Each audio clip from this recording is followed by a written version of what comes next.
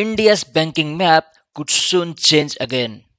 Finance Minister Nirmala Sitharaman has confirmed that work has begun on the next phase of public sector bank consolidation. Yes, after the massive 2020 mergers, the government is now gearing up for phase 2. Speaking at an event on November 6th, the finance minister said India needs big world class banks to support its fast growing economy. She revealed that discussions are already underway with the Reserve Bank of India and various banks.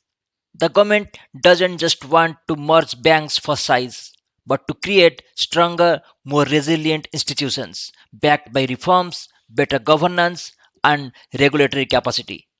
The last major consolidation in 2020 merged 10 public sector banks into 4, strengthening their balance sheets and improving operational efficiency.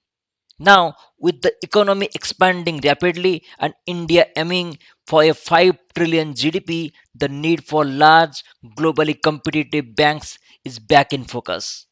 Sitharaman also urged banks to deepen and widen credit flow, especially amid global uncertainty, from volatile exchange rates to inflation pressures.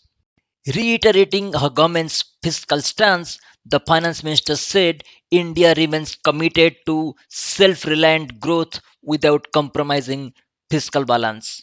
She added that reforms must continue across all sectors, from judiciary to state governments, to sustain India's economic momentum.